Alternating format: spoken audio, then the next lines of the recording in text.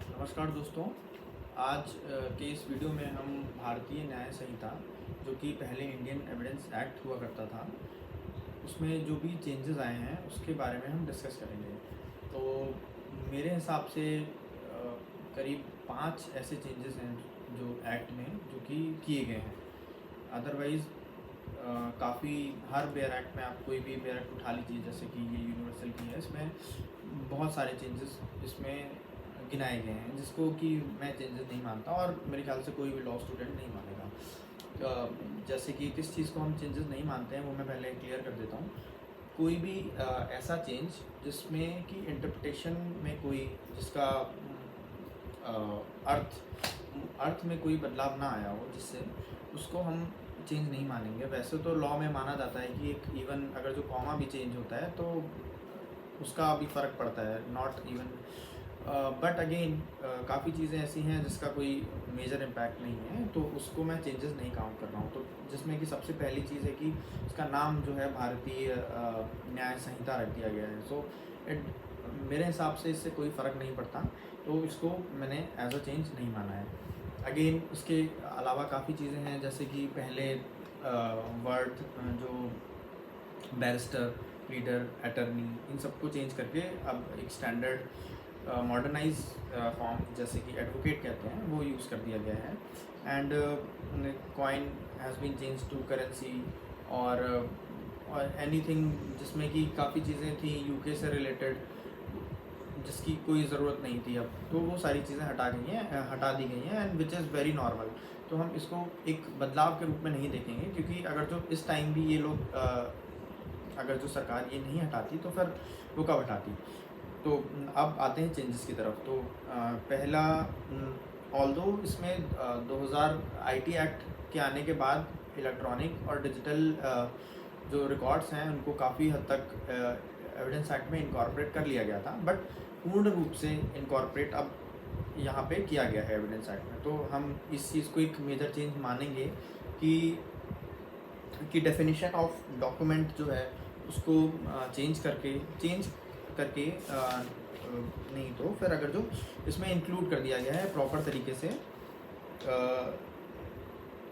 Electronic और digital record को, और इसमें एक नया एक्सप्लेनेशन ऐड किया गया है जो कि एक्सप्लेनेशन 4 जो कहता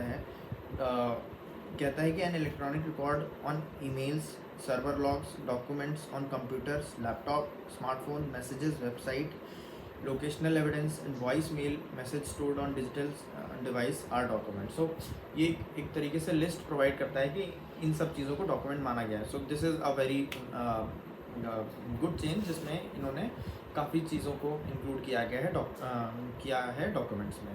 इसके अलावा सेकंड, एविडेंस की भी डेफिनेशन चेंज की गई है। 21E में है एविडेंस, जिसमें इलेक्ट्रॉनिकली गिवन एविडेंस को भी पूरी वैलिडिटी प्रोवाइड कर दी गई है, एंड इसमें कोई भी डिस्टिंक्शन नहीं किया गया है। This is again major change. इसके अलावा section 52 chapter 3 of the act, जिसमें कि facts which need not be proved से डील करता है, जिसमें कि कुछ चीज़ें हैं। सेक्शन 52 स्पेसिफिकली प्रोवाइड करता है कि facts of which court must take judicial notice. तो इसमें क्लॉज बी ऐड किया गया है, जिसको मैं एक मिनट पढ़ ही देता हूँ क्लियरली। सेक्शन 52 क्लॉज बी, ये इसमें इंटरनेशनल ट्रीटी, एग्रीमेंट और कन्वेंशन विद कंट्री और कंट्रीज बाय इंडिया और decision made by India at international association और अदर बॉडीज़। तो बेसिकली इंटरनेशनल ट्रीटीज़, एग्रीमेंट्स और anything which India is participating in international arena, उसको include कर दिया गया है। So this is a major change and it can be asked in exam. So मेरा main purpose ये है कि एग्ज़ाम के पर्पज़ से क्या मेजर चेंज है वो देखना सही रहेगा। तो सेक्शन 52 हो गया। इसके बाद सेक्शन 57 में प्राइमरी एविडेंस डिफाइन करता है सेक्शन 57। तो इसमें क्या चेंजेस हुए हैं, इसमें फ्रेंड्स काफ़ी मेरे ख्याल से इसमें अच्छे खासे चेंजेस हुए हैं, क्योंकि इसमें 4 न्यू एक्सप्लेनेशन ऐड की गई हैं इसमें प्राइमरी एविडेंस को लेके। सो ये एक मेजर चेंज है, क्योंकि केवल कहना ही इलेक्ट्रॉनिक रिकॉर्ड और digital record is now admissible would not suffice, है ना। तो उसके लिए प्रॉपर प्रोविज़न भी बनाने पड़ेंगे। तो इसमें इन्होंने लेजिस्लेचर ने बहुत अच्छे से मुझे लगता है कि प्रोविज़न इंक्लूड किए गए हैं एक्सप्लेनेशन के माध्यम से। इसमें एक्सपैंड किया गया है काफ़ी प्राइमरी एविडेंस को। पहला कि एक्सप्लेनेशन 1, 2, 3 मैं नहीं पढ़ रहा हूँ, क्योंकि ये ऑलरेडी सेम है। तो एक्सप्लेनेशन 4 से स्टार्ट करता हूँ, जिसमें कि explanation 4 says that where an electronic और digital record is created or stored and such storage occurs simultaneously or sequentially in multiple files, each of such file is primary evidence. So इसमें explanation 4 कहता है कि अगर जो कोई भी document अगर जो हम सेव कर रहे हैं कोई भी फाइल सिस्टम पे, एंड इट इज़ एक साथ ये 2 जगह पे सेव हो रही है। लेट्स से अगर जो एक फ़ोन में कॉन्टैक्ट सेव करते हैं, तो contact most of the time हम उसको कई बार गूगल पे भी सेव करते हैं, लोकल स्टोरेज पे भी कुछ फ़ोन सेव करते हैं। तो both of them the records which is saved in phone and the Google drive would be counted as primary evidence. So explanation 4 is this. Explanation 5 कहता है कि where an electronic or digital record is produced from proper custody, such electronic or digital record is primary evidence unless disputed.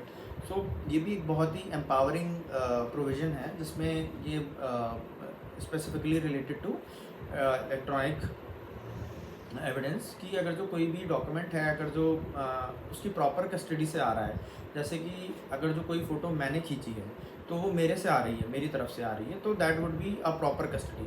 And proper custody जो है वो depend करती है circumstances के हिसाब से कि कौन सा डॉक्यूमेंट है वो कहाँ से आना चाहिए। हॉस्पिटल रिकॉर्ड है, तो अगर जो उसको हॉस्पिटल के माध्यम से आ रहा है, तो that would be a proper custody.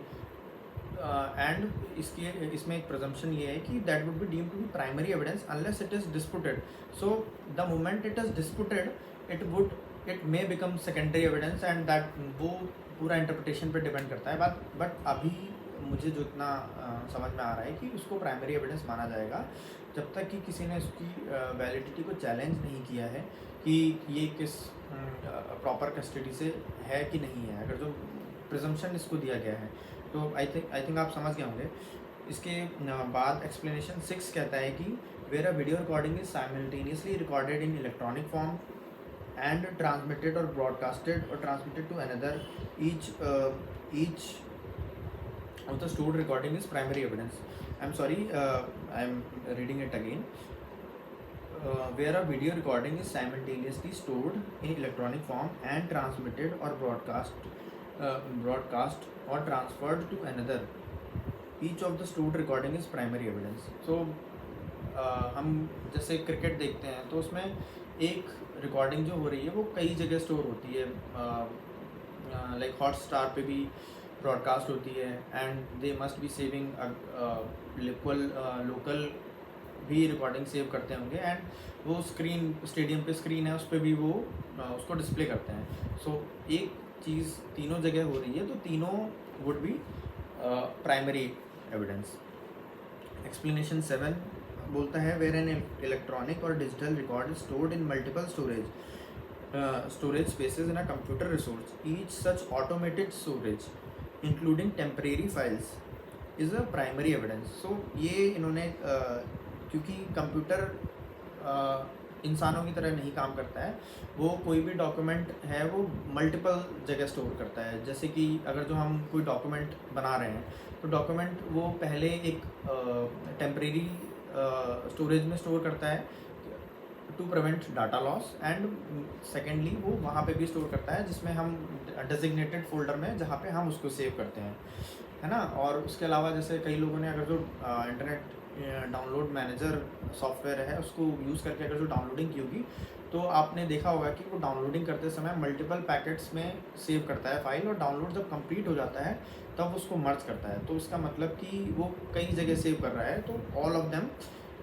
Are deemed primary evidence, और क्योंकि ऑटोमेटेड है इसमें वी आर नॉट इंटरवीनिंग, तो इसको भी इसमें इंक्लूड किया गया है. So this is also third major change. इसके बाद फोर्थ है सेकेंडरी एविडेंस. सेकेंडरी एविडेंस में भी इन्होंने 3 क्लॉजेज न्यू ऐड किए हैं. सेकेंडरी एविडेंस ये सेक्शन 58 में डील किया गया है. इसमें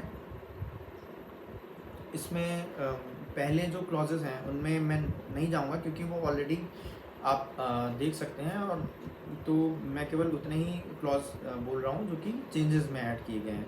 सो क्लॉज 1 to 5 सेम हैं जो पहले होते थे कि सर्टिफाइड कॉपीज सेकेंडरी एविडेंस हैं, और copies made by original by mechanical process is secondary evidence. So this is same. Clause 6, 7, 8 are newly added.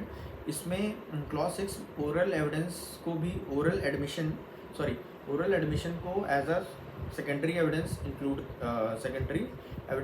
कर रहा है, which is I think a welcoming change. And written admissions को भी secondary evidence में include कर रहा है. This is again a welcome change. 8 जो क्लॉज 8 है वो कहता है कि evidence of a person who has examined a document the original of which consists of numerous accounts or other documents which cannot conveniently be examined in court and who is skilled in the examination of such document. So इस case में ये कह रहे हैं कि जैसे कि अगर जो लेट्स से एक फाइनेंशियल फ्रॉड से रिलेटेड कोई मैटर है, सो कोर्ट को नहीं पता है, हर चीज़ नहीं पता है क्योंकि बहुत सारे टर्मिनोलॉजीज़ होते हैं जो कि केवल एक्सपर्ट जान सकता है. तो इस केस में अगर जो एक्सपर्ट ने सारे डॉक्यूमेंट पढ़ के अगर जो कोई समरी प्रिपेयर करके कोर्ट को दी है, that would be deemed to be secondary evidence of those primary documents which are contained in multiple documents. So ये उस चीज़ को भी सेकेंडरी एविडेंस में लाता है, which is again a welcoming change. इसके अलावा जो फिफ्थ चेंज मुझे लगता है section 61, although it has been properly incorporated, but जो सेक्शन 61 की वजह से इसमें कोई भी डाउट नहीं है क्योंकि सेक्शन 61 प्रॉपरली कह रहा है कि इट सेज इलेक्ट्रॉनिक और digital record, nothing in this अधिनियम shall apply to deny the admissibility of electronic और digital record in the evidence on the ground that it is an electronic और digital record, and such record shall subject to section 63 have the same legal effect, validity and enforceability as other documents. So section 63 is जो section 65 पहले था admissibility of electronic record, 65B जो था उसकी जगह आया है. तो basically ये this does not leaves any doubt कि that the admissibility of electronic evidence would be questioned. No, it is properly incorporated in the act. So friends, 5 changes मैंने बता दिए हैं जो कि इस एक्ट में हैं. एक बार मैं रिवाइज करा देता हूँ. पहला है कि जो डेफिनेशन डॉक्यूमेंट की और डेफिनेशन ऑफ एविडेंस की, उसमें इलेक्ट्रॉनिक रिकॉर्ड्स को इनकॉर्पोरेट किया गया है, पहला चेंज. सेकेंड इज़ जो facts of which court must take judicial notice, section 52, उसमें इंटरनेशनल एग्रीमेंट्स, ट्रीटीज़ और उन चीज़ों को इनकॉर्पोरेट किया गया है. थर्ड चेंजेस, प्राइमरी एविडेंस में 4 न्यू एक्सप्लेनेशंस ऐड की गई हैं जो हमने बता दी हैं, ऑलरेडी डिस्कस कर ली हैं. सेक्शन 58 सेकेंडरी एविडेंस, इसमें 3 क्लॉजेस न्यू ऐड किए गए हैं जिसमें ओरल और रिटन एडमिशंस को इंक्लूड किया गया है. Apart from the 8 change, another change was कि एक्सपर्ट एविडेंस को भी सेकेंडरी एविडेंस माना गया है एक तरीके से. तो this is fourth and fifth. And the last change was electronic और डिजिटल रिकॉर्ड को पूरी प्रॉपर तरीके से वैलिडिटी दे दी गई है by the virtue of section 61. So I think friends these were the changes. अगर जो आपको लगता है कि मैंने कोई मेजर चेंज छोड़ दिया है तो आप बता सकते हैं. And thank you so much for watching the video. Thank you.